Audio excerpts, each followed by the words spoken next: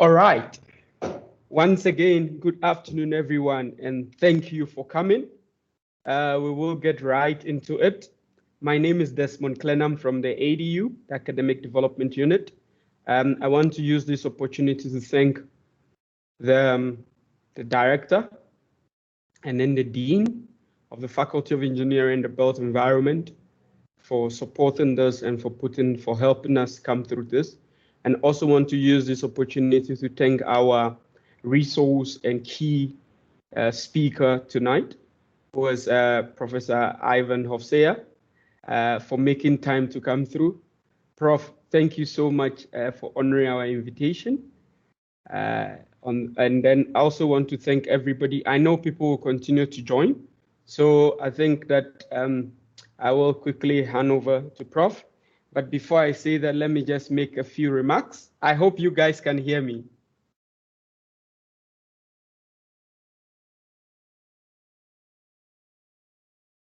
Thank you. Yes, thanks a lot. Okay, today we'll be looking at research proposal, getting the basics right.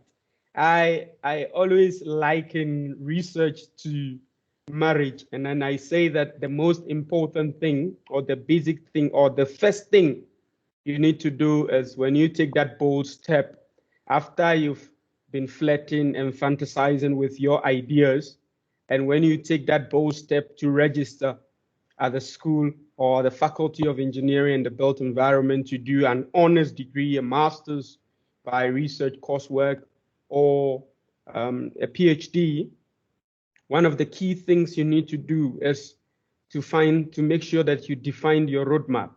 And basically the proposal is what gets you in. And it is very critical that you do your proposal in a way that gives us an insight as to what your whole idea is all about, and the area of research and the area of knowledge generation you will be knowledge you will be contributing or developing. Can I suggest that we turn off our cameras? Thank you so much. Having said that, we have Prof is not new to us. He's from the School of Electrical and Information Engineering. And I always say he's a public intellectual, but when I say that, he seems not to like it too much. But Prof, over to you. Thank you so much. Desmond, thank you very much for that introduction, and it's an absolute pleasure to be with you today again. And thank you to the Academic Development Unit and all your colleagues for arranging this.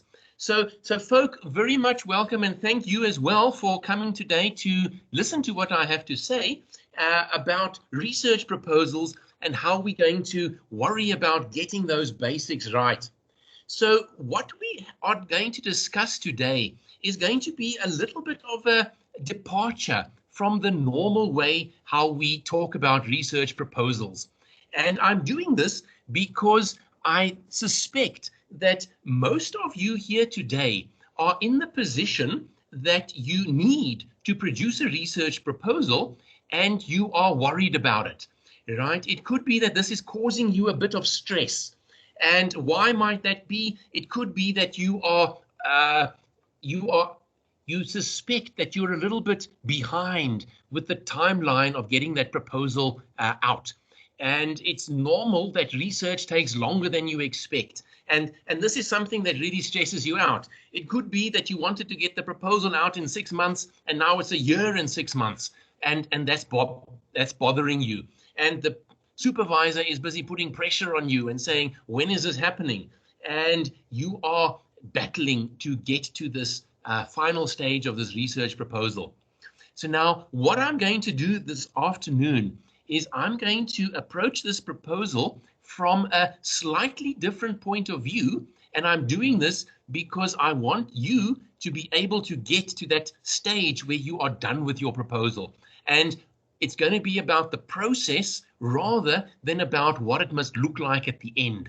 Because what it looks like at the end isn't actually important if you don't know the process that you're going to have to go through to get there. Right, so we're going to discuss getting those basics right, and we're going to be concentrating on the process of doing it, not what it looks like. Now, most of the courses and workshops that you do will focus on what it looks like. And I always have a problem with that because I know what it looks like. I just can't get to that point. So we're going to flip that on its head this afternoon. Right, so that said, let's dive right in. Right, so we start by asking, what is this proposal thing all about? Right, now I firmly acknowledge that today in the audience, all of you have got some diverse backgrounds, right? So it could be there are people here from engineering, there are people here from the built environment, there are also probably people here from outside of the faculty and even outside of the University of the Witwatersrand. So now what I'm going to present is the proposal from a general point of view, right? So I myself am an engineer, and of course that shapes the way I see the world. So my views are always going to be from an engineering perspective, but I'm going to describe this proposal from a very general point of view, and it should be that even if you are coming from language and literature studies, you can find value in what I'm going to talk about today. Right, although I suspect most of you here are coming from a technical field. Right, now, the proposal is this document that you need to generate sometime after you started with your actual research. So you could be doing the PhD, the MSc by dissertation, or the MSc by half coursework and half research. You need to, some point after you've started with your research, you need to create this document.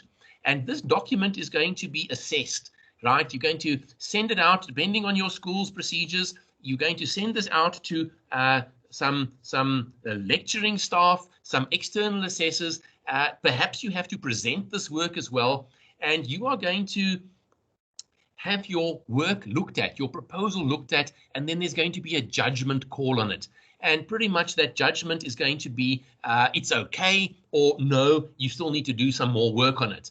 Now, either one of those judgments is, of course, going to be okay because this is an interim judgment, and you shouldn't stress about it too much, right? You're not passing or failing your PhD on this. It's just the proposal. However, because of that judgment, you are probably still experiencing stress and you're worried about it. And you see other people have gone down the route of the proposal and it was rejected, and you're feeling bad about it. And you're wondering, you're stressing, how do I get through this and not be wiped out by this judgment that is coming? So first of all, don't worry too much about that judgment. It's not as big a deal as you might think. So, however, with that in mind, we now jump in and we say, what is this proposal thing all about? Now, in my view, the proposal is the following. Right, this is my definition of the proposal, and it's a general definition, and you will find all kinds of definitions out there of what a research proposal is and what it's supposed to do, but this is what I think it is because this is what I see the most. And we can look at this definition of what is a research proposal, and I'm saying is a document, and its purpose of the research proposal is to build understanding in the mind of your readers. Right, so this document is about building understanding in the mind of your readers. Why? So they can comment on your research project. Right, so that is my version of the research proposal. It's about creating understanding in somebody else, and they're going to then give feedback. If they can't understand what you are doing, then their feedback is going to be nonsensical. Right, is not going to make sense.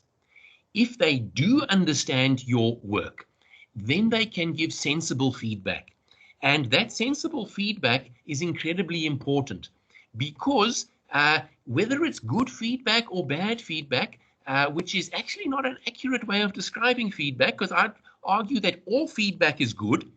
The feedback is valuable because if there is something wrong with your research project and you discover what's wrong with your research project early on, then that's good, right? You don't want to discover that there's something wrong with your research project when the examiners have it. That's no good, okay? Because Under those conditions, you are in a very difficult situation because you can't recover from it. What you want is to build that understanding in the mind of your reader so they can give you sensible feedback. Right, so that's what we're focusing on. We want to get that message across to our reader. Now, the biggest problem that you are going to encounter with your research proposal, the biggest problem, and this is, you're laughing when you see this, but this is the biggest problem. It's a huge thing. Nobody understands what you want to say, right? Research, by definition, is difficult, right? It's a difficult thing, and you are trying to get a message. What is that message? What your research is about. You're trying to get it across to the other people, and the problem that you encounter 9 times out of 10 is that nobody understands what you want to say, right? Communicating it is really difficult, and we're gonna focus on that. So what happens? Here is you. Right? Here's you. You're busy with your research proposal, and you say to yourself, it makes perfect sense. Okay, it's fantastic. My research is beautiful. It's wonderful. That is what you might very well think. Or it could be that you, busy with your research proposal, you're still not quite sure. Right? So you're not quite sure if this research proposal is right, if it's what it's all about. Are you doing the right thing? But you're probably one of these two or somewhere in between, right? So either you already completely understand that everything is right, or you are not yet completely convinced.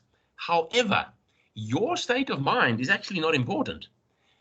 Everyone else who looks at you and looks at your proposal, reads it and watches your presentation, they're all claiming, I don't understand, right? So this isn't about you, right? So it's not about what you think, it's about what everyone else thinks. And if everyone else is busy saying, I don't understand, then they can't properly give feedback on that proposal that you have generated, right? So that's the very, very, very important thing to realize, is this proposal is not about you. It's about the other people.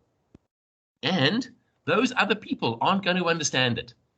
Right. Understanding research is difficult. There's no doubt about it. If it was easy, everyone would have a PhD. Right. So research is difficult.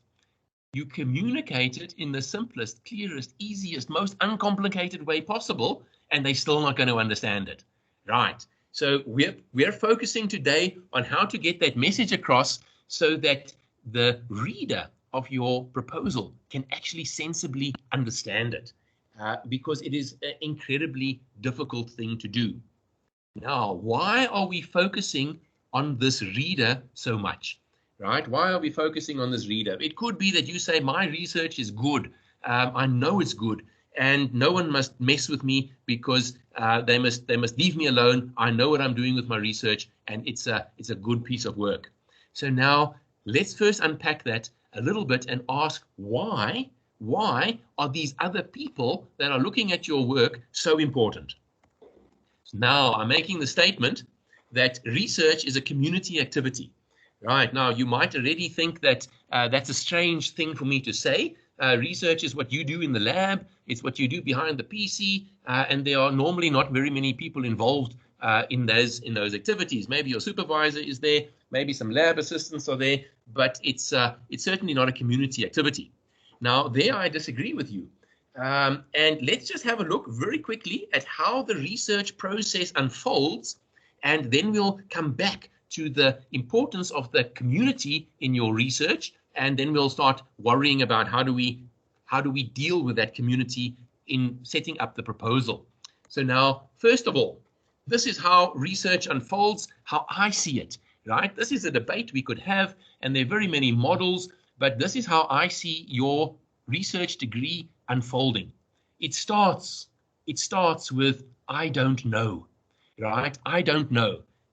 Who doesn't know? You yourself, you the researcher, you who starts with your degree. You say, I don't know. Then what do? You do what anybody does who has the question or doesn't know something. You go and ask a friend, right? So you ask a friend. And what do we mean by asking a friend? What you're doing is you're reading the literature, right? Who are your friends? Your friends are the other people in the community that are working in that field, right? That's your community. The people who publish in the kind of journals that you read, the authors of the textbooks that are in your field, those define the community, and that's what I mean when I say you ask a friend. So you don't know something, you ask a friend, and what do you discover? The friends that you ask, they don't know either. So the I don't know turns into a we don't know. That's very important, okay? It's the research community that doesn't know. It could be that it's just you that doesn't know, and you go out, you read the book, and you learn, and now you do know, okay? That wasn't research, that was learning. So what we find is that your not knowing is actually bigger than just you, because after you talking to everyone, you reading the journals, you are looking it up in the book, you find that nobody knows. So the I don't know turns into we don't know. Right, then. Now you've got something that we don't know, the community doesn't know. Now you go and do some activities. This is what we could broadly call the research actions, right? So you're doing stuff. This could be analysis, it could be experiments, it could be questionnaires, it could be all sorts of stuff. You're doing activities. Then, out of those activities, what happens? We come to, you come, after doing all those activities, you come to the conclusion and you say, I know better. Right, it started out over here that I don't know. And now you end up with I know better. Why? Because you did all these activities and you did them all correctly. And you've gained knowledge. You say, I know better. Right, so we're not finished. Then what do? You tell a friend. Okay, that telling a friend is important. Because when you tell a friend, what are you doing? You're pretty much writing your finding down, your I know better. Right? That was a finding. You write it down and then you show it to everyone, right? You're telling your friends. Who are your friends? The people in the community. So this could be you writing your dissertation or your thesis or your research report and you are sending it out. You are going to eventually put it in the library. You're sending it to your examiners. Or perhaps you're writing a paper and you send it out to the journal, you send it out to the conference. You are telling your friends. In other words, you are broadcasting your new knowledge, your findings of your research. You're sending it out into the community. And at that point, if the community says, we like what we see, then they accept it. And that I know better that you had turns into we know better, right? So now the community has absorbed that knowledge, and that's what we call the contribution, right? So when we talk about the PhD contribution or the research contribution, that's what we mean. It's the we know better. The community have accepted your work, and now they are claiming we know better, right? So the community was important.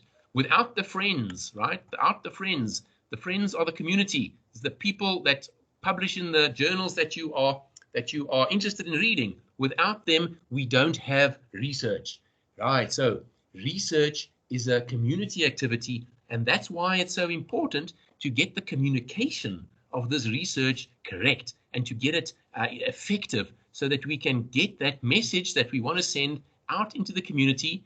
Who's the community? The people who read your work. You want to get that communication done as effectively as possible.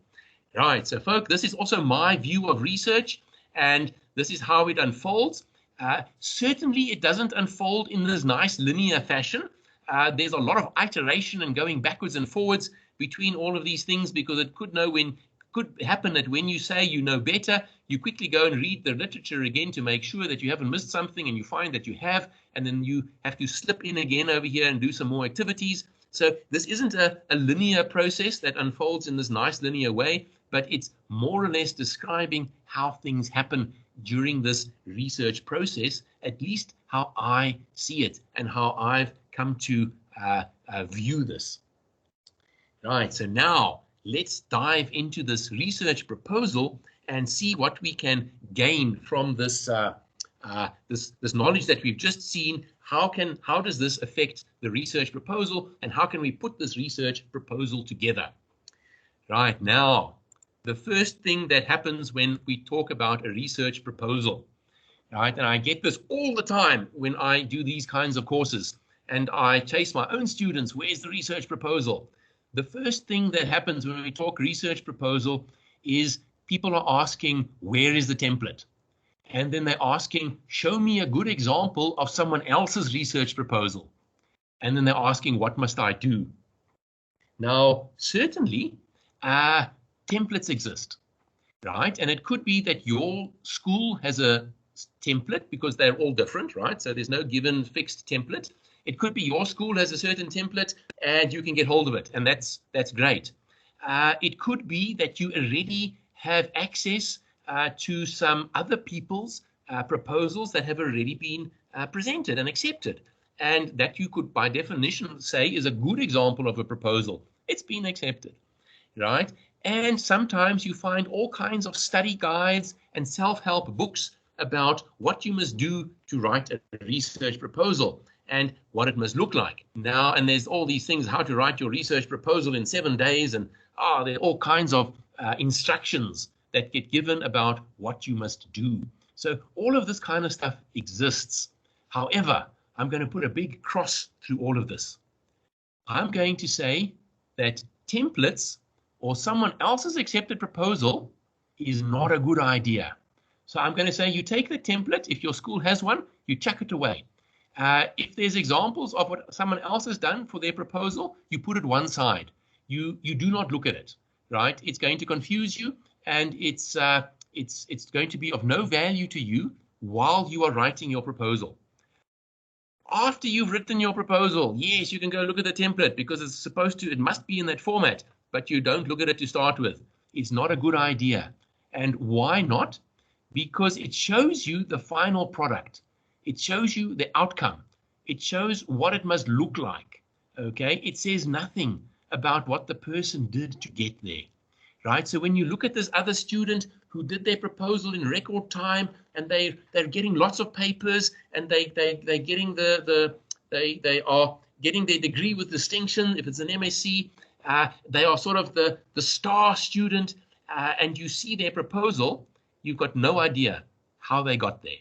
You've got no idea the actions that they had to execute to actually get to that proposal. It's certainly a good proposal, but we don't know how they got there. Now, I'm guessing that most people here today, they already know what a final product looks like. But the problem is, how do I get there? And normally when you ask your supervisor says, just do it. And then you say, how? And they say, well, just go and do good proposal writing. And you say, what does it mean? And they say, just do it. And you are at a loss for how to actually get there. So what we're going to look at now is that process for how to get to a good proposal, and the details of the fonts that it must have, and the number of pages, and the number of words, and how many references. That's not what we're going to worry about. We're worried about the process of getting to that final proposal that makes sense and creates the understanding in your reader. Right, so we start off by understanding a little bit more about that research. And I have here a statement which says every research project is unique, right? That's also partly the reason why you can't look at someone else's proposal and say, mine must be similar, because that was a good proposal for their project, right? Your project is going to be slightly different, which means by and large, while it's probably got the same kinds of things in it, your actual research proposal is going to be different. Everyone is unique. There's no recipe for research, because otherwise it wouldn't be research, right? Research is about the unknown and the uncertain. There is no recipe for research. That's also why it's so difficult. And I'm saying that research is a creative process, and it's crafted by you. Remember, it's about that I don't know, and it's about making that knowledge. And what that knowledge might look like, we actually don't know when we start. We're going into the unknown, and you are going to create this new knowledge. It's a creative process, and you shape that new knowledge, and you make sure that it's correct and it hasn't got errors and all the rest. It's crafted by you. You're not necessarily following an exact recipe. Then, the most important point that we will make is that the whole of the research and in our case now the whole of the research proposal, is more important than the individual parts, right? So very often we see that the research proposal contains parts. And if we look at the template, we see there are headings in the template which show parts. And those parts are certainly necessary, but how they fit together is very much more important than the individual parts themselves. And normally when we look at the template, we tend to focus on the parts and we lose how the whole of that research is put together. All right, now let's start to construct this proposal. And the first thing I'm going to ask you to do, so now all this, if there are any supervisors in our audience today, they need to close their ears, because I'm going to tell you things that the supervisor actually isn't not necessarily going to agree with. And lots of people are going to take issue with what I'm going to say now, but I'm saying this because I think I understand the difficulty that people have in approaching research and how it wipes you out when the difficulty of it becomes too high. So now, to start with, there are terms and jargon that we have in research. And here's a whole bunch of them on the screen. And now, when I look at those terms, I recognize them, but I don't understand any of them. Right, I don't understand what the heck do we mean by methodology, and how is a methodology different from a method? I don't know that. And I see here objective and I see aim, and how are they different? The dictionary tells me they mean the same thing. And what is exactly a literature review? I don't know. None of these, a hypothesis. I've got no idea what a hypothesis is. And don't even get me started on epistemology and ontology. I've got no idea what they mean. These words, I see them in research all the time, but I don't understand them, right? I really don't know what's going on with these words, and they are confusing me. And I'm floored most of the time when I am asked to write down an objective, and then I'm asked to write down an aim. And I really don't know the difference between them. So I'm in trouble. And what we're going to do is we're going to take all of these terms and we're going to throw them in the dustbin, right? We're not going to look at these terms. These terms are confusing us and they are making us not focus on our real research. So how do we go about this? Okay, we've just taken all of these terms and thrown them in the dustbin. So what do? Let's imagine you are sitting with your friend and you are eating lunch, and what your friend is asking you, this is your friend, right, over here. Your friend asks you, what's your research all about? Okay, your friend is in the same field as you. Okay, your friend is sort of also busy with research in the same school, but of course knows nothing about what you're doing. And your friend is asking you over lunch, what is your research all about? Okay, what do you answer? Well, you answer, my research is about. My research is about. And what are you going to say? I'm quite certain that, let's say you started at the beginning of the year. That means you've already been busy with your research for a while, and you've read stuff, you've talked to people, you've had meetings with your supervisor. A whole lot of actions have happened, and you already have some idea what your research is about. And you can say, well, friend, my research is about. And you can probably over lunch, and you're eating your chips and your burger, you are talking about what your research is about. Now, I guarantee you, you are talking about your research in a way that is natural language, right? You're not being fancy. You're talking about it straight, and you're talking about it directly to your friend, and you aren't stressing about, oh, is my friend going to assess my research poorly, or is my friend going to say I'm amazing? That isn't even present in your thoughts. You are busy just describing what your research is about. So now what you do is to start your research proposal, you imagine yourself in that position and you just write for yourself. You're not going to show this to anyone. You write, my research project is about. Right, so your research project is about, and you just you take a a pen and a piece of paper, or you're in front of your computer, and you just write what your project is all about. Very importantly, you do not show this to anybody, right? You do not show this piece of writing that you do to anyone, because it's going to be your own personal view, and you are going to be writing about it in natural language.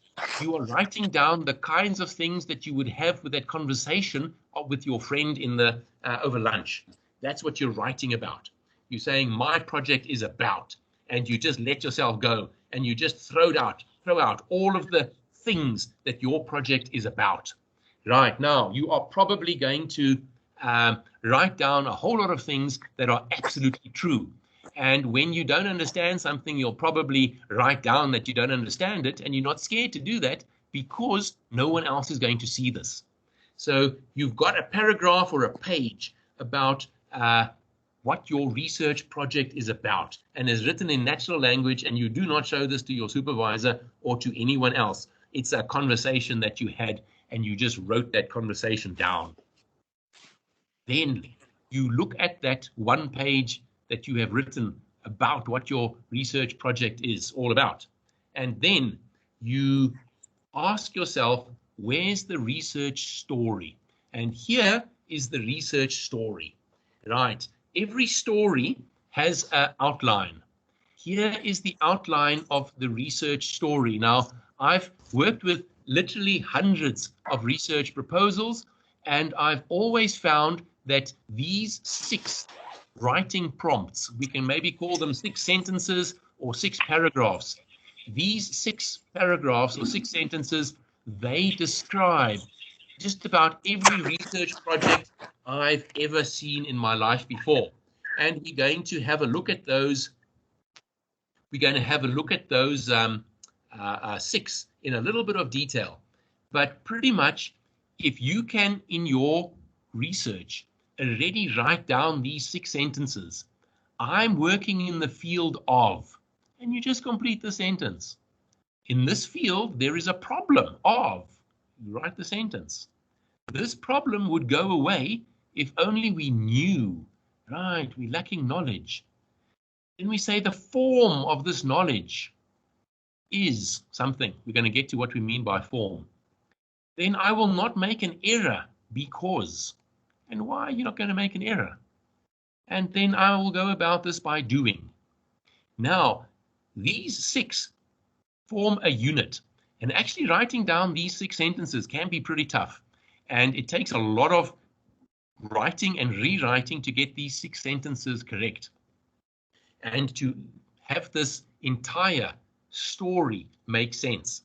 But when this story makes sense, it becomes incredibly easy to then repackage this into a format that we can call a research proposal. Why? Because you've got the research conceptualized. Okay, fancy word for the research story. This is the research conceptualized. And once this is in place, writing the research proposal is very simple. And you also find that the research proposal is a unit. It's a whole, because this is the whole story. It's not like you're starting the story and you actually don't finish it, because then reading it makes the reader not understand what you're doing. This is the research story, and you start by writing the story.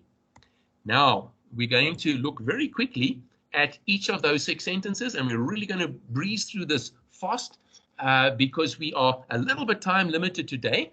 And these sentences are actually not that difficult to grasp. So I'm working in the field of, okay, what is the field you're working in? Biochemistry. What is it? So pretty much you're talking about, what do I need to understand where you are coming from? Right. So what do I, as your reader, need to understand where you are coming from? Right. You're coming from biochemistry, or you're coming from civil engineering and concrete structures, or you're coming from electrical engineering and you're doing telecommunications. What do I need to understand where you are coming from? Then who are you? Okay, who are you? You say, well, I'm an engineer who works with sanitation, right? I'm a civil engineer, I'm working in sanitation. That's who I am. I'm all about sanitation.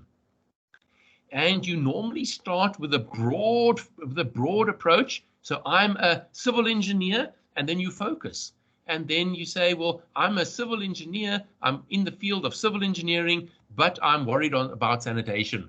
And in the field of sanitation, I'm worried about localized sewerage systems. And then you can zoom in more and more and more, and you say, I started broad, but then I focused down to something very, very narrow, right? Because you're not going to be researching everything in civil engineering. You're going to be only researching something quite focused. So that's where you work in the field, right? You start broad and you focus. What do I need to know who you are, right? Then in this field, there's a problem.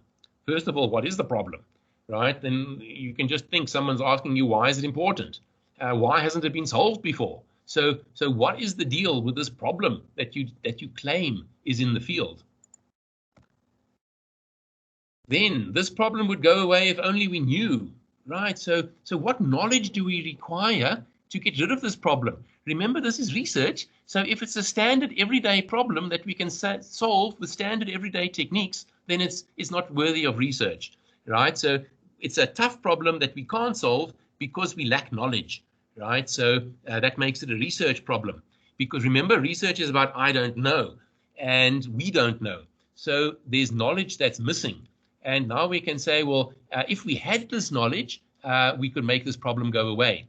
Now, probably you can't make the problem go away completely because the problem might be really big, okay, world hunger.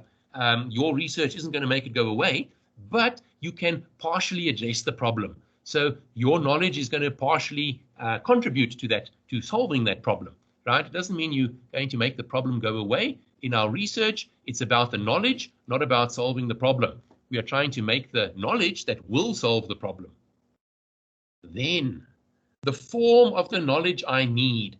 Now, this is a little bit of a tough one, but we can, if we know what the problem is and we know what the knowledge is that we are looking for, we can describe the shape of the knowledge, the form.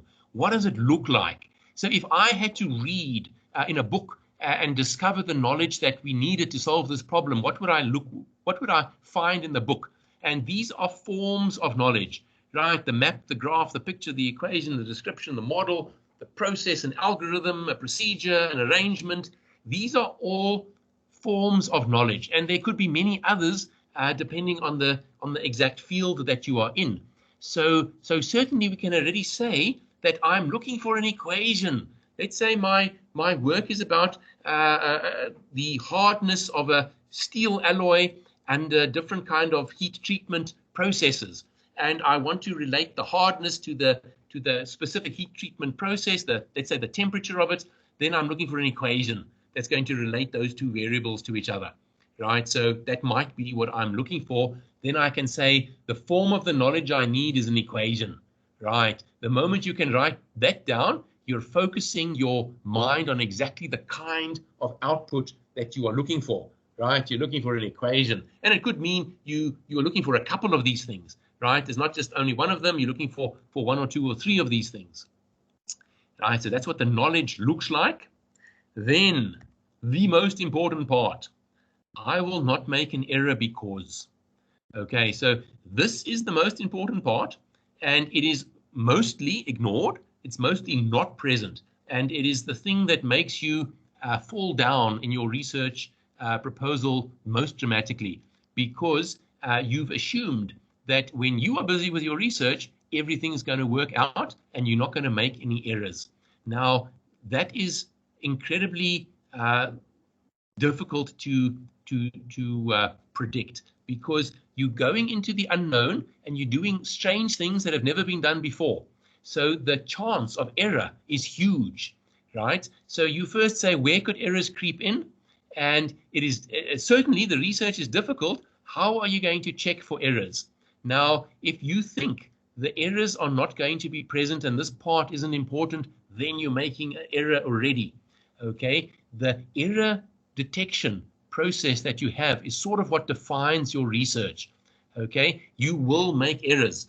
If it was simple and you say there's no chance that we're going to make errors in this, then you're not busy with research, right? Remember, research is about the I don't know. It's the unknown stuff, and the errors are going to be there. And you need to find ways of finding those errors and removing them, right? So you need to be able to check for errors. And if you can't find, if you don't know where those errors are, look harder. They're going to be there, okay? The errors are normally what's going to crash you. Then I will go about this by doing. Right, so now this is the fun part, and it's the last part. It's the reason why it's the last part. What are the actions that you need, right? Do I need to go and build something? Do I need to take measurements? Do I need to have surveys? Do I need to do analysis? What are the actions that I need? And these actions are, as I say, is the fun part. And normally those actions are informed by everything above, right? So if the previous stuff is correct and you've done those sentences in a good way, then this part normally ends up being quite easy because it's guided by everything else that came before. Right, so folk, you can now write those sentences and you can tell your research story. Writing these sentences is incredibly difficult, but if you can't write these sentences, and maybe the sentences are actually paragraphs, but if you can't write it in this form and reading this one page with these 6 paragraphs, reading it doesn't make sense, then you've actually got no hope of trying to write that research proposal, because if it doesn't make sense as a story like this, it's not going to make sense when you start putting all the complication of research together with it. So you need to get these 6 sentences correct first. And it takes a bit of time. It takes a bit of massaging as to what exactly is the knowledge we're looking for. How can I define the problem properly? How do I position myself in the field? But once you have gone through these 6 sentences a couple of times, and certainly you discuss this with your supervisor as well, once you've gone through these 6 sentences, you have a story, you have a unit, and it's going to be okay. Then what I'm going to advise you to do, and also everyone else who's a supervisor is going to take an issue with this. When you write these sentences, folk, it's your story, it's your research. So when you write these sentences, you use the word I, right? I'm working in the field. I will not make an error because. Use that word I in natural language. And it's important because when you use the word I, okay, eventually when you write your dissertation, you're not going to have that word I. But while you are busy trying to formulate what's happening, you use that word I. It's vitally important. Why is that? Because let's look at a sentence that you might write. This is a sentence you might write, and you say, the experimental setup will be constructed and the temperature measured. Right, let's say the research requires this. Of course, this is a very standard sentence that could be inside a piece of research. However, it's very unclear where the action lies. So let's look at that in a different way. I will build the setup and then I will take measurements. Right, so this is the natural language form of it. If your friend, while you were eating lunch, asked you, what are you going to do this afternoon? And you answered, some measurements will be taken, then they just look at you strange. Okay, you're not going to say that. You're going to say, I'm going to take some measurements. So while you are telling the story, while you are putting those 6 sentences together, you use the word I will build the setup and then I will take measurements. Why is that important? Because the moment you put I in there, you're immediately putting the pressure on you. And as you write you're already asking questions, you're panicking because you're saying I will build the setup and then you immediately ask, what must it look like? Do I have the right stuff? Do I have enough time? And those are the important things that you need to be worrying about, and you only worry about them when you use the word I. If you say the setup will be constructed, then good grief, who's doing the construction? And of course, it's you. So put yourself in the action. Same thing over here. I will take measurements. How do I do that? What must I do once I've taken them? So the moment you put I in here, you start asking yourself all the right questions and you start putting the pressure on yourself. So what I'm getting at is you write 2 proposals. The first one you write it in an honest, natural language, right? Without all those words. Okay, you don't use the word methodology. You say, I'm going to do these things for that reason. And you tell a story and you put yourself inside the action, right? Because that's what's really going to happen. That's the process that really unfolds. Okay, there isn't this wonderful knowledge that gets that just appears from nowhere. No, you are the one on the floor making it, right? It's about you, and you tell the story, and you, the hero of that story, you put yourself in the action, right? So you write that and you get it correct first. Then, once that's okay, once that's done, then you have a chance of translating it into research speak, and you get all the right terminology and you round out all the details. Okay, so those details are going to be important, and you're going to have to defend against challenges, because someone might come along and say, this has been done before, or they might say what you're doing is trivial. So there are going to be challenges to it. But this part here, getting it right in research speak, is only going to be possible once the entire story has been written and you've got something that makes sense. Then when you put it into research speak, I'm almost guaranteeing you it's going to be understood by the people who read it. Right, so when you do the translation, okay, good grief, you take your 6 sentences, and yes, I said I didn't understand any of those words, but I would almost guess that this is how we could start putting together that research proposal using the template that you can now go and pull closer. And you can say, well, these first 2 sentences, that looks like it's pointing to the background and the introduction and originality and significance from a literature study. And here's a research question, because this is asking for knowledge, right? And here's objectives, because these are the things I actually need to achieve. These are the things I need to make. It's the equation, the graph, the map. And here's my methodology, right? I'm not making an error. And here are the actions. So together, that forms the methodology, right? I'm doing the right actions for the right reasons. And in this way, I can take my story and then I can repackage it into the right form that someone else wants to see in this thing called a research proposal. So, folk, I've been talking a lot about stuff that is non-standard with research proposals, because no one actually ever tells you write a story for your research proposal. But I'm specifically saying this is what we should be doing, because then we get the big picture correct, and we get the whole, the unit of it correct, and it makes sense. And then we can put in all the fancy words and all the split it up into whatever parts the template is asking for, but we already have a good story, right? It's about getting that story correct, and then when someone reads it, they'll recognize, I know exactly what you're doing. It makes sense. And now that person who is reading it can give you sensible feedback and can maybe point out an error, right? Because having them point out an error is actually a good thing. But you don't want them pointing out something that says, I didn't like it. You need to work on it more, because that actually means I didn't understand it. The story wasn't present. I couldn't see the research that you were busy with. So, folk, here are the takeaways. I'm pretty much done with this discussion for today. But here are the takeaways. Other people need to understand, right? That's important. You might understand, your supervisor understands, and you're all okay with it. That's brilliant. It's a good start, but it's not good enough. Other people need to understand it, right? So focus on those other people. Then, first, you write for yourself, right? First, write for yourself and discover your research. Discover that story. And don't show that to anyone, but write it. Don't think you've got it in your head. You haven't. Write it down. And then in text, you unscramble everything.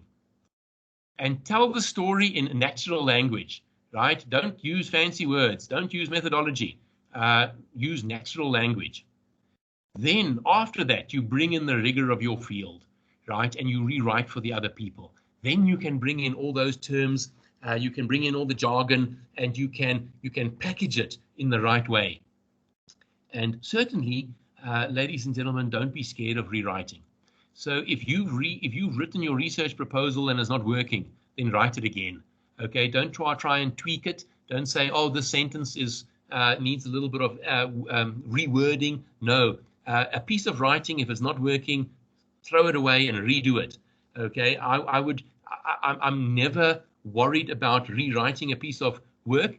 Every time you rewrite it, it's going to be better. And if for example, your introduction isn't working, it's not sounding right, write 3 introductions and give it to a friend and ask them to read 3 introductions and tell you which one is the best one. They'll probably be able to do that for you. So do not be scared of rewriting your proposal in order to get it refined, in order to make it work for you.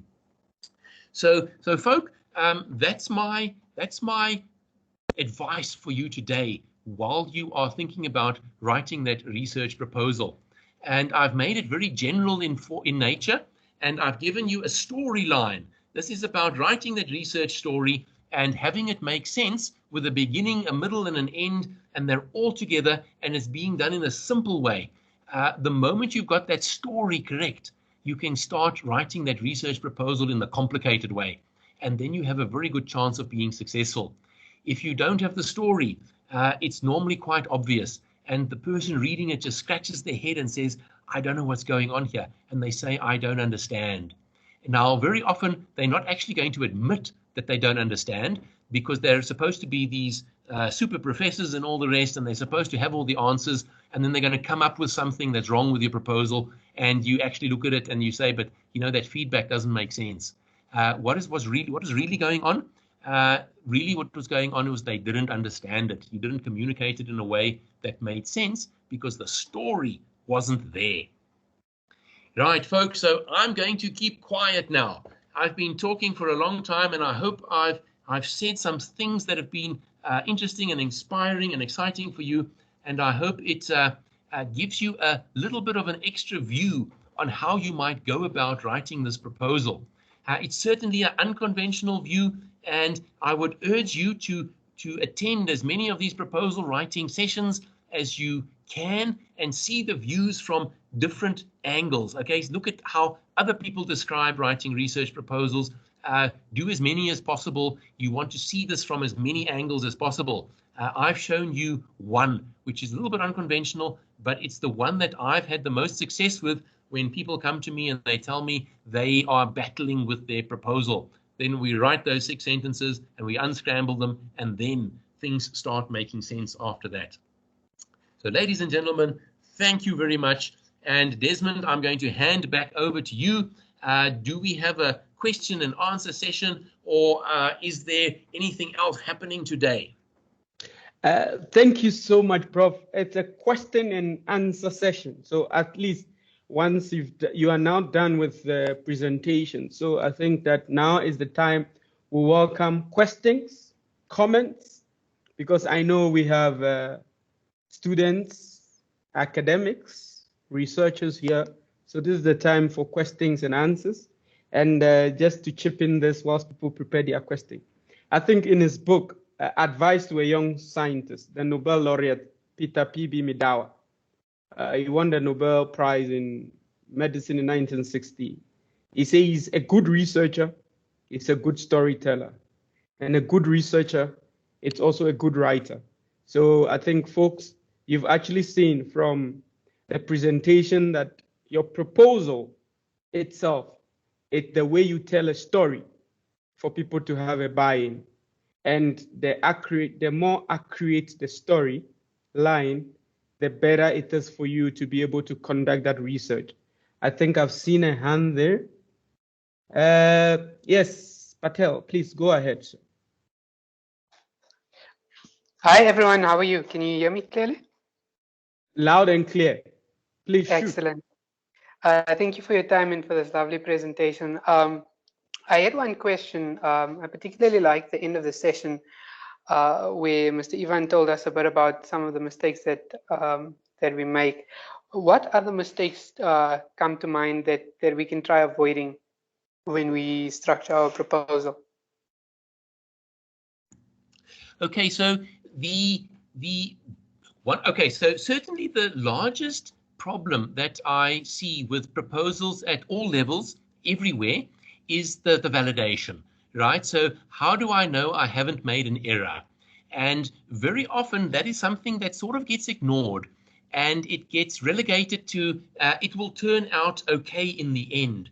And that's normally where the problems start, right? So how do we know that we've got valid knowledge at the end? How do we know our conclusion is believable?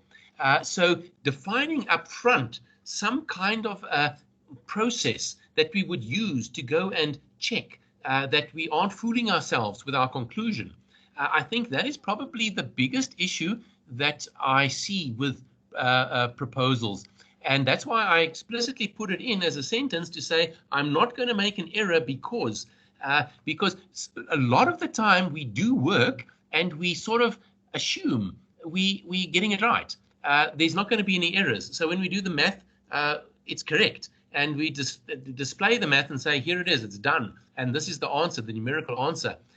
But how do we know we haven't made an error?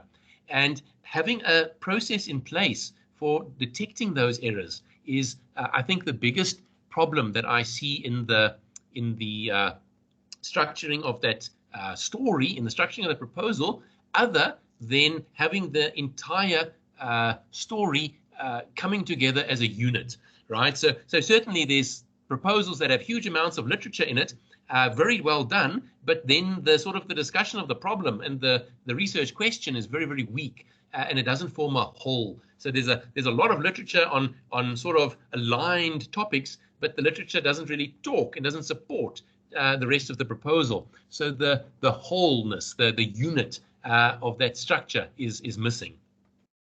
I see. So it needs to be well aligned and validated. Yes, so it's making it's a unit, because all the parts of that research are pretty much equally important, right? So certainly if you've got a good problem, it's irrelevant if you're actually not going to make sure that the answer is correct. So all of those parts are very important, but the part that people leave out the most is that I haven't made an error part, and that's what really gives us the confidence of the I don't know. Thank you for that. I understand what you mean. The next person, Verushain, please go ahead. Thank you for that. Thank you for the great presentation, Prof. It was really insightful. My question has to do with actually writing the proposal, and I've been writing my proposal working on it for quite some time, and my lit review is taking me forever. And I'm kind of wondering if I'm just putting in too much detail, and it is a bit of an open-ended question that I'm going to ask you now, but how do I make sure that I'm adding in the relevant information? Because I really feel like my lit review is too much, but on the other hand, I feel like if I'm going to say or answer one of the questions, I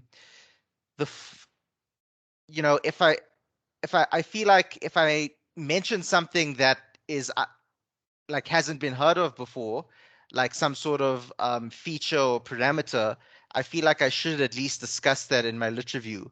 And the thing is, I'm using a lot of features, so I end up needing to discuss and define a lot of them in my lit review. But the feeling I have is just that it's too long and it's a bit unnecessary. Do you have any guidance with regard to that?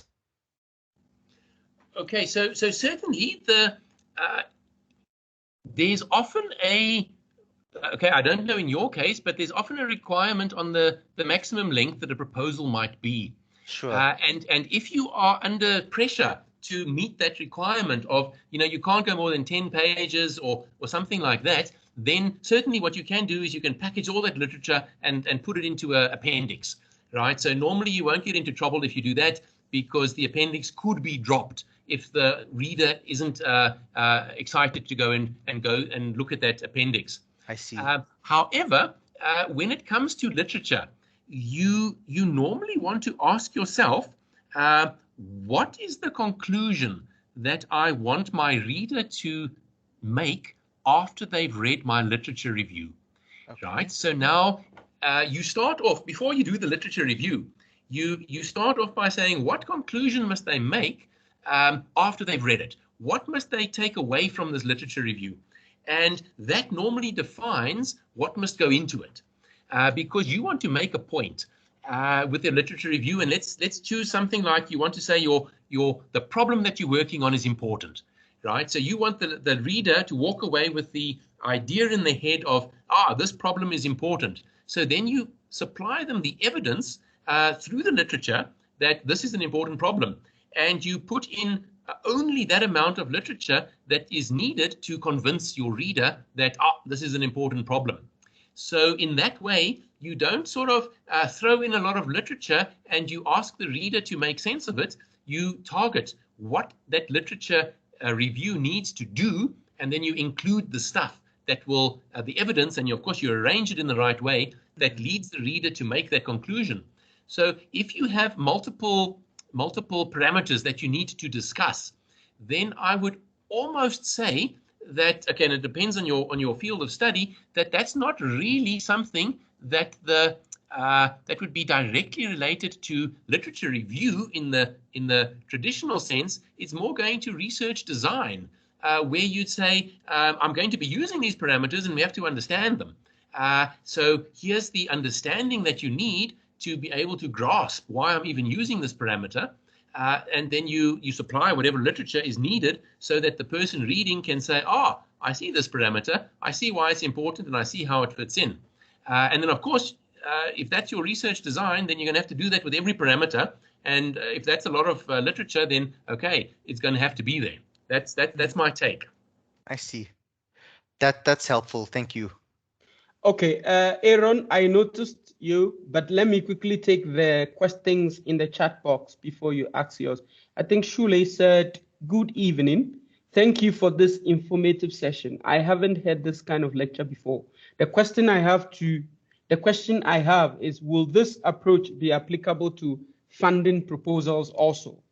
And then, Prof, the second question is, to what degree is one supervisor involved in the proposal writing, or does it vary based on the research project? So I think you can take the two together, then Aaron can ask the question. Right, excellent. So certainly we write many things as researchers, and we write proposals for let's say the research, but we also write proposals for funding. And normally when you're writing a proposal for funding, there's a very strict template that they give you. And if I'm thinking about if you're writing an NRF proposal or something like that, they'll give you even character limits as to what you're allowed to write under what section. So now, certainly you've got the same burden as a writer to get a message across to the people. In this case, the people is the panel that's going to award the research grants, and you want them to be able to completely understand what it is that you are doing. Now, the one thing that you're going to encounter, and you've done this yourself, is that if the writing isn't understandable, then you tend to look down on the author, right? So you do this yourself when you read a paper and the paper was written poorly and you can't really understand what that paper is about because it was written poorly. Then you normally tend to look down on the author. You say, this author didn't do a good job. So when the writing isn't understandable, it's normally the author that gets discredited. So now the same thing is true when you're writing your funding proposal. If the funders read it and they don't understand it easily, they tend to say they're not going to say, wow, I couldn't understand this proposal. This must be brilliant because I can't even understand it. So this must be an awesome author. They say quite the opposite. They say the author doesn't know what they're doing. And at that point, they tend to reject it. So getting the understanding across to the reader is absolutely of paramount importance. Remember, they're reading probably many grant applications, so they want to be able to grasp it easily. And using the story approach is a very good one because it gets the story right. And then you can go and package it into those fields that the NRF are asking for. And you can then limit yourself to the right characters, character numbers and all the rest, but you've got something to tell. You've got a story to tell. And it's not that you're confronted with this thing that says aims, objectives, and questions. And you say, what do I put in here? Let me come up with a question. No, you've got the story already, and now you can tell the story in a a sensible way. And that sensible story will always lead to the person understanding easier. Right, so I would say this could be used directly in funding proposals as well. Then for the second question, to what degree is one supervisor involved in proposal writing? Okay, it depends greatly on the student-supervisor relationship. Now, we can talk in an entire session again about how do we deal with supervisor-student relationships, but I would certainly say the supervisor's involvement in the proposal is probably very much aligned with the supervisor's involvement with the general research, right? Because the proposal is just part of the general research. And if you've got a supervisor that is, and they're all different kinds of styles, and there's no style that's correct, but if you've got a supervisor that is looking at every single detail that you do, then that supervisor is probably going to be incredibly involved and tell you that you've got a full stop in the wrong place with your proposal, and that you should have a capital letter over here. But if your supervisor is sort of in general taking a hands-off approach and saying he's allowing or she is allowing you to be creative, then that's okay. Then they're probably going to be doing the same kind of thing with your proposal. So I'm not saying that a hands-on supervisor is better or worse than a hands-off one. It very much depends on the unique relationship. So I would certainly think that the supervisor is going to read and advise your proposal before it goes out. Okay, because if there's a serious flaw and your supervisor points it out, then I think that's useful, because you don't want to go waste the time of the people reading your proposal if there's already a serious flaw in it, and the supervisor can find that. So I would say your supervisor at least reads it and advises on the final one before it goes out. But I'm cautious about criticizing supervisors because a lot depends on the dynamic that goes on there. Right, sorry. Thank you so much, Prof. Yes, Aaron, can you ask your question, or you've been answered? Hi, Prof. and everyone. Am I clear? Please, you are clear. Go ahead. Yes, my question, Prof, is I'm battling with the concept of validity when it comes to the validity of the research. The first question is, how do we validate the knowledge, since it's new? I'm bringing something new to the table.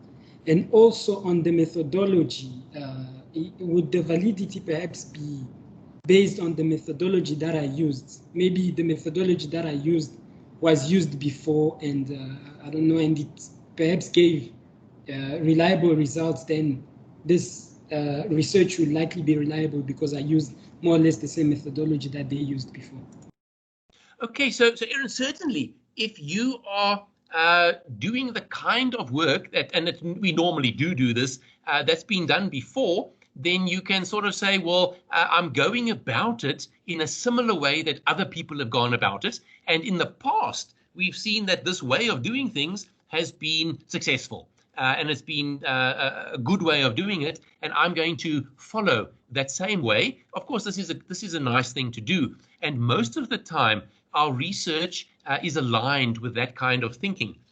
We can see that there's been similar work done in the past, and we are going to repeat that. But of course, we're bringing in our own flavor to that research. So, seeing what worked in the past for others and duplicating it, this is of course, you need to argue that it's the right thing to use for your research as well. But this is a nice way of doing it, because it eliminates a lot of uncertainty that could otherwise creep in. If you are developing an entirely new methodology, then that takes a lot of argument and defending that you're doing it right, okay? Because it's new and everyone is immediately suspicious that it's not right. So not to say that you can't do a new methodology, but it's always easier to build on someone else's work. And then for the validation, right? So the validation is incredibly important, because you don't want your conclusion to be rejected, right? So you don't want to have your conclusion, your new knowledge that you've made. You say, these are my findings, this is my new knowledge, and someone comes along and says, I don't believe it, it's all wrong, you made mistakes. So you certainly don't want that to happen. So the validation is incredibly important. However, the nature of the validation that you use depends very much on the specific kind of research that you're doing. So some things can be validated very accurately and other things can't, because the ability to know something exactly might not be present. And now we didn't talk about that at all in this presentation, but sometimes we can only know things approximately. So then the validation that you need is confidence, right? So sometimes we can mathematically prove that something is the case, and in other times we can only infer that there is something that is probably the case. And it's about the confidence that we can attach to it. So validation depends greatly on the nature of the knowledge that you are producing. So certainly validation is always important. But I can't comment too much on the exact nature of the validation that is necessary for a specific project on its own. Thank you, Prof. The next question in the chat box says, my question is, what should one do when the topic chosen does not have enough literature on it? Okay, so if we are choosing a topic that doesn't have a lot of literature, then it probably means we're in a new field, right? So certainly new fields come about all the time, and it's a mixed blessing, right? So if you find that in your field there isn't a lot of literature, then there's two things going on. The first thing is you're excited because it means even a simple discovery is something you can publish, right? So the first person to walk down a path sees everything. The second person sees it again, but it's no longer new. So if you are in a field where there's not a lot of literature, it means it's a new field, or it's not a widely researched field. It means that the chance for discovery is probably high because there's not a lot out there. However, it also means that the chances of getting it wrong are also high because there isn't a lot of established procedures and ways of doing things in that field. And you might find that you tend to discover the wrong things as well. Because remember, there's no one tells you that there's a stone in the road because you're the first person that's walking down this road. After you've walked down the road and you tell everyone there's a stone there, they know to look out for it. So if there's little literature, it's good and it's bad. So you can certainly, I wouldn't feel that if there's a small amount of literature in a field that you're in trouble with the literature survey. You can certainly say it's a new field and there actually isn't a lot of work in this field, and you can argue that point. Right, so you can argue that point and say it's new for these reasons. But it's emerging, right? It's emerging for these reasons, and you can argue that position and say there isn't a lot of work in this field. I'm a pioneer. I'm a revolutionary. I'm starting a new field. Now you have to be very cautious when you do that, and almost you really need the advice of your supervisors on this one, that you really are starting a new field and you are going in this direction. But I think that kind of research can be really exciting, but it's something that you shouldn't do on your own. You need your supervisor seriously on your side when you go into a new field, that you aren't fooling yourself with that new field. So certainly, if there's not a lot of literature, I don't think it's a bad thing. It just needs to be dealt with. Yes, Prof. The next one, you can take it. Say, just a quick question. I don't know, and we don't know approach. Would you consider a reproduction study or validation study where the specific problem or study has been conducted, but you personally feel or are convinced, or of course, some evidence to some context, it wasn't done correctly? Right. So certainly, redoing work is valid research, right? We just need, and why is it valid research? Why is it a good research to do? Because research is about knowledge. And if we don't have confidence that a piece of research was done correctly, then we can certainly get more confidence by redoing it. So normally the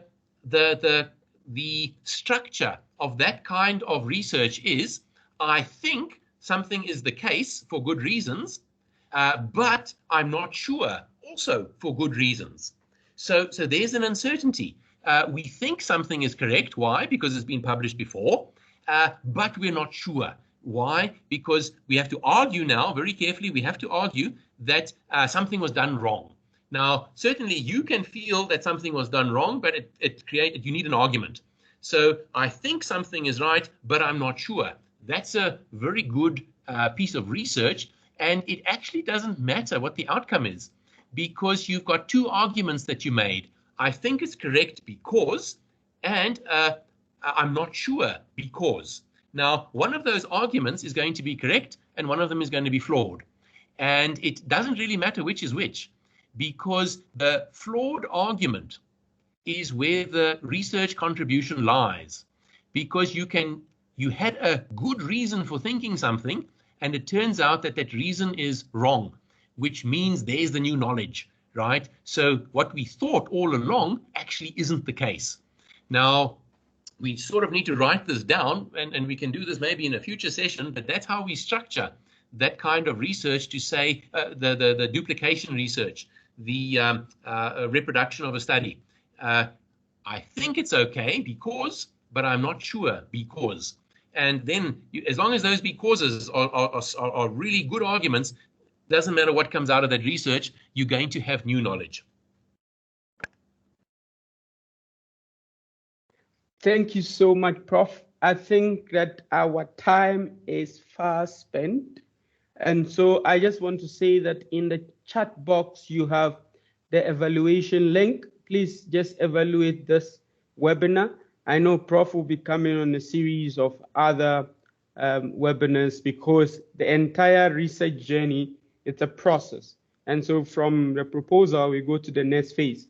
And so it is now left to you to go and make sure that you give your research a very good storyline, such that when people read it, they can understand it. On this note, I want to thank you all for coming, and especially to thank Prof. Prof, thank you so much for your time. We don't take it lightly, and we are so grateful to have you there, to have you support the activities of the ADU. I just also want to say that this particular webinar is recorded, and so we'll put it on Canvas. I understand somebody saying, how can I get access to Canvas? Canvas, you should have access to it once you are registered. If you're having a challenge with getting access to Canvas, please make sure that you get in touch with ICT and they can sort it out for you. On this note, I want to thank you all for coming. Have a good one and see you next week. Bye.